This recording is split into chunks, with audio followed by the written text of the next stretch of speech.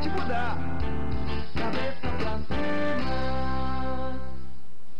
Olá, está no ar mais um programa Cabeça para Cima, que eu lembro sempre que você pode assistir pela Rede Boas Novas de televisão, mas pode assistir também pela internet no site www.boasnovas.tv.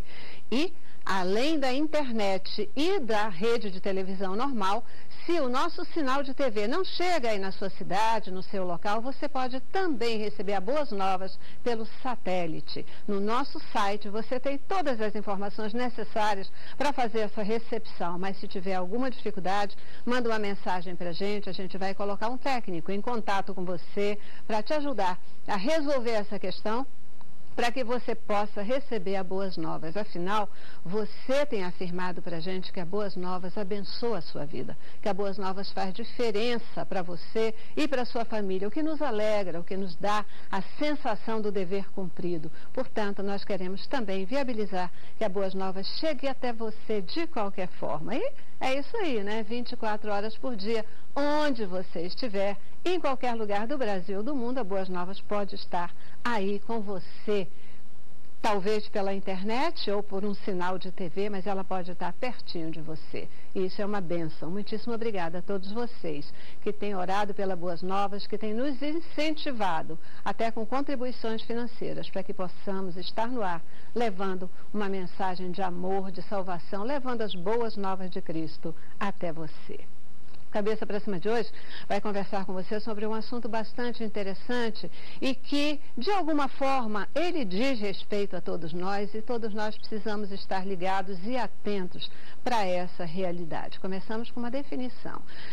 Podemos definir trabalho escravo como todo esforço físico e ou mental realizado por crianças e adolescentes. Interessante porque a grande maioria dos países tem leis trabalhistas que, na verdade, condenam o trabalho infantil. Aqui no Brasil, por exemplo, esse tipo de trabalho, ele é considerado ilegal e reconhecido como crime. Mas como anda a situação do Brasil em relação ao trabalho infantil? No Cabeça para Cima de hoje, nós queremos pensar um pouquinho sobre essa questão. Por isso, trouxemos gente muito especial para conversar com você sobre esse tema. Começamos com o nosso informativo. A exploração do trabalho infantil é comum em países subdesenvolvidos e países emergentes, como no caso do Brasil, onde nas regiões mais pobres este trabalho é bastante comum. Segundo o IBGE, mais de 5 milhões de jovens entre 5 e 17 anos de idade trabalham no Brasil, apesar da lei estabelecer 16 anos como a idade mínima para o ingresso no mercado de trabalho. A mesma pesquisa afirma que uma das formas mais comuns de exploração de trabalho infantil são as tarefas domésticas, prática comum para 18 milhões e 500 mil crianças e adolescentes.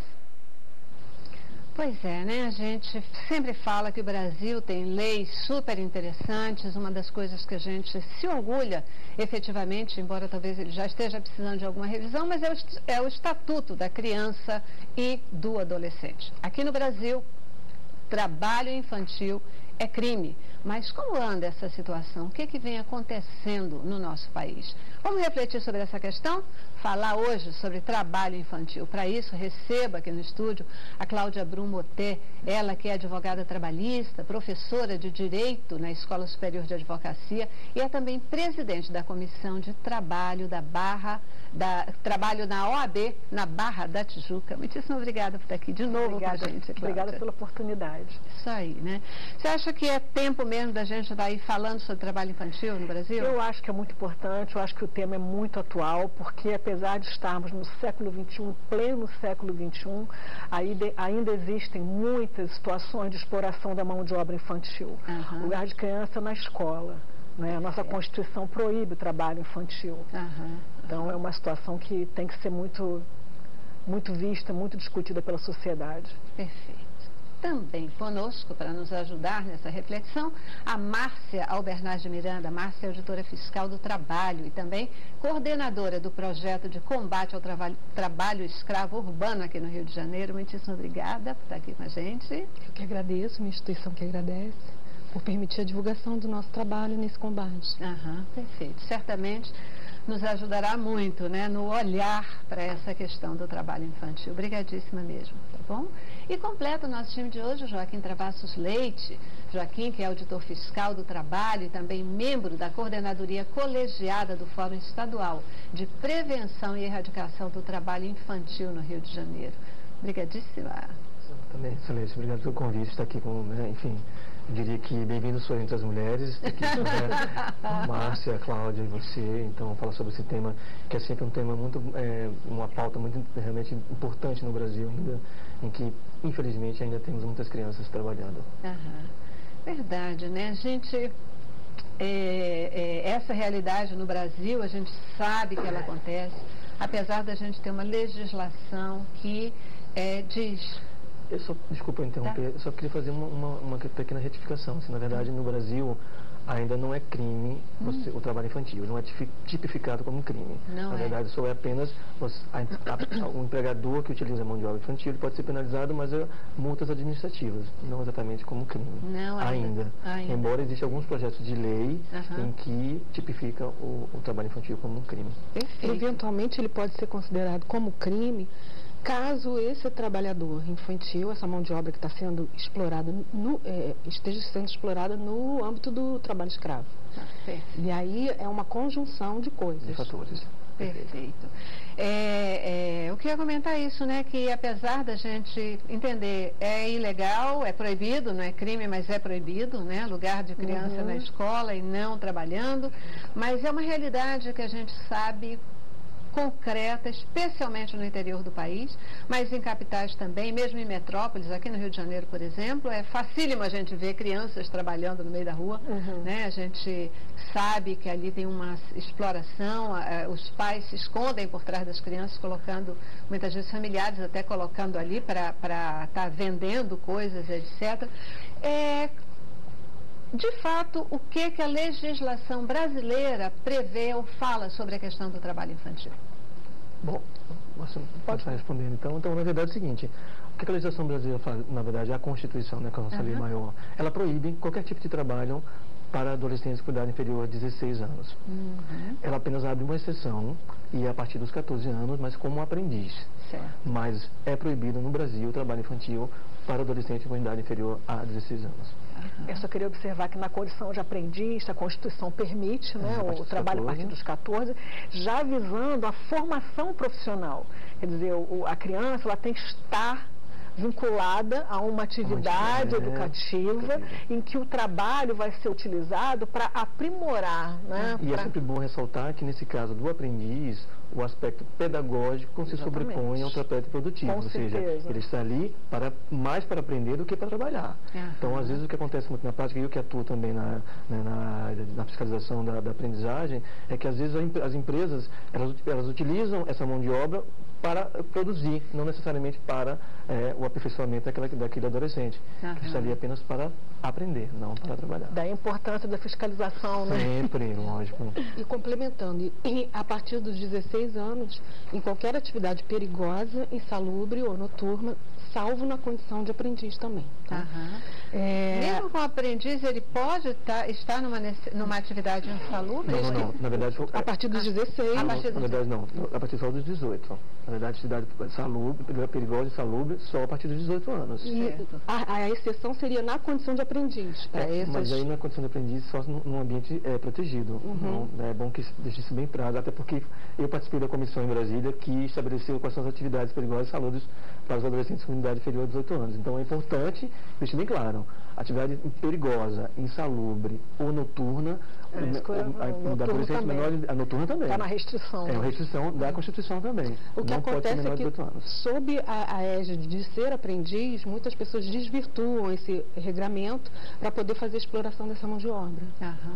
O Brasil, infelizmente, tem essa questão, né? Eu tô me referindo ao Brasil porque é uma realidade que eu conheço mais, e outros países eu conheço menos, e talvez vocês possam nos ajudar a dar uma passeada aí pelo mundo, né? Entender outros países que têm realidades assim. Mas aqui no Brasil, por exemplo, a gente tem boas leis com relação a estagiários, aprendizes, menor aprendiz, mas nem sempre as empresas olham esses profissionais ou semiprofissionais ou candidatos a profissionais, como nesse processo de formação, né? Querem usar como mão de obra mais barata mesmo, essa questão toda, né? O que desvirtua efetivamente o caráter da lei, né? Isso é mais como no Brasil ou fora do Brasil? Alguém conhece alguma realidade? Países de desenvolvimento, né? Países em que ainda não há o desenvolvimento da economia plenamente, em que há um índice de pobreza grande, pessoas à margem, né, do mercado de trabalho, as famílias, né?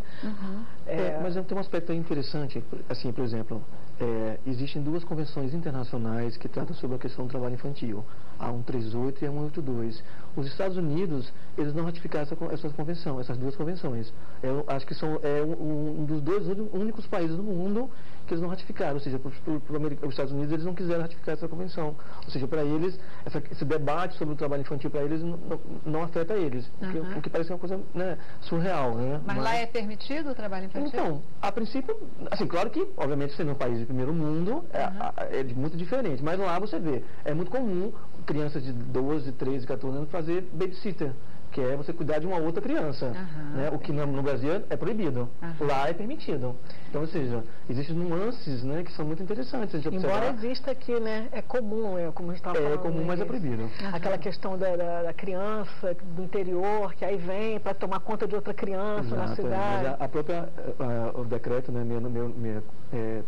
64, sim. Eu até esqueci, né, o decreto 664... 6438, né? Nossa, eu falo quando esse decreto eu esqueci. Eu comecei a esquecer o decreto agora, acho que foi uma falha minha. Que trata da lista típica. É a lista das atividades perigosas e insalubres que são proibidas para as menores de 18 anos. E dentro das atividades está você cuidar, a adolescente cuidar de crianças ou idosos.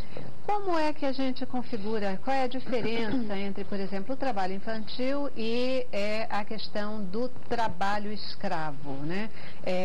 Qual é a relação ou diferença dessas duas? O trabalho escravo hoje ele está tipificado no artigo 149 do Código Penal. E ele traz 7 núcleos do tipo, que são verbos, condutas que, quando praticadas, ensejam a caracterização. Então, os 4 principais tipos seriam o do trabalho forçado, que é aquele trabalho que você faz sob ameaça de uma sanção, de uma punição. A degradância, que trata das questões de higiene, saúde, alimentação e moradia no ambiente de trabalho. A jornada exaustiva, que é uma jornada cuja prática pressupõe uma subtração de energia muito além do possível, humanamente possível, sem reparação dessa sua psique, né? Não é só uma jornada irregular, é uma jornada realmente que é exauriente. E a servidão por dívida. Então, que é a contratação de dívidas ilegais no ordenamento jurídico, mas que fazem, por força de uma coação moral, com que o trabalhador se submeta àquela exploração. E temos mais 3 tipos que eu chamo de tipos por equiparação, que são aqueles de retenção documental, retenção de objetos pessoais do trabalhador ou qualquer forma de limitação da liberdade ambulatória. Então, você veja que hoje no ordenamento jurídico não está só ligada a questão do ir e vir, mas também focada essa prática criminosa na questão da autodeterminação das pessoas, no mexer com a dignidade humana, e o trabalho é um valor social, já vem preceito na Constituição logo no primeiro artigo, como fundamento da República. Então, essa dignidade hoje é relevante, sobreleva para a caracterização desse trabalho. Então, o trabalho infantil é quando a gente tem aquela questão da criança ou do adolescente dentro do que a gente chamaria de uma jornada normal, sendo remunerado, etc. Quer dizer, é uma normalidade de trabalho apenas.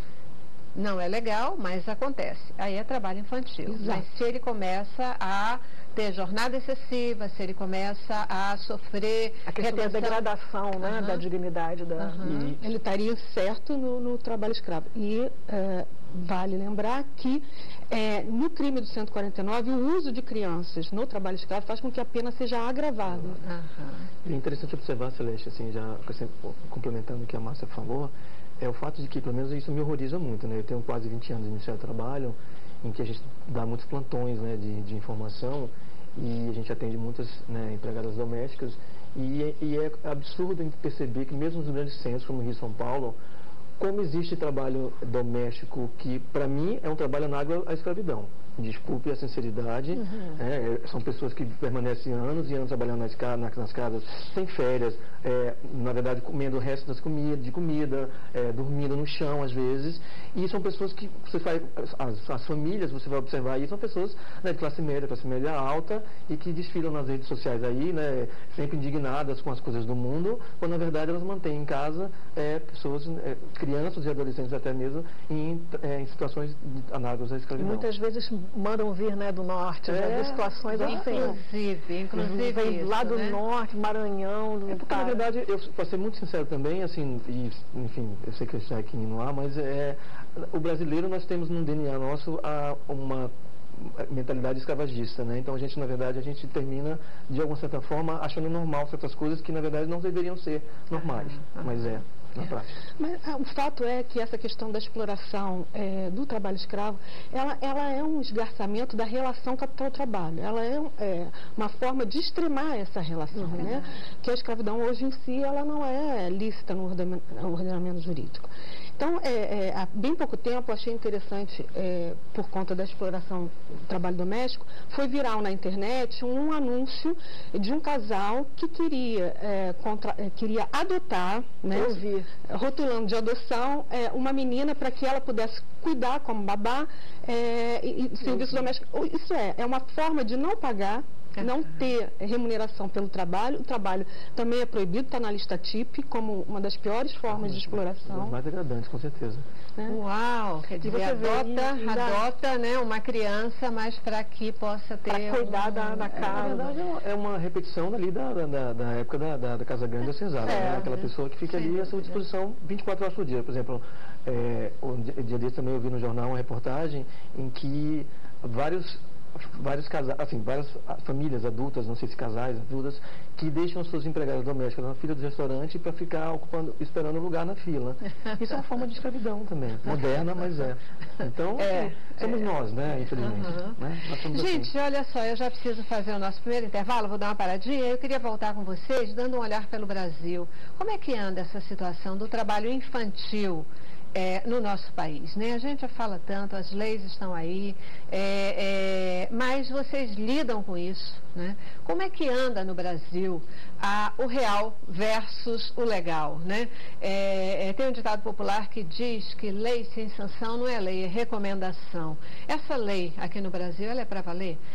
Quais são as sanções previstas para o tipo de trabalho infantil e escravo também? E por que em vez de reduzir esse negócio, a gente tem uma sensação de que está aumentando? Como é que é essa história, tá? Eu vou para o intervalo, mas volto já já. Vamos lá.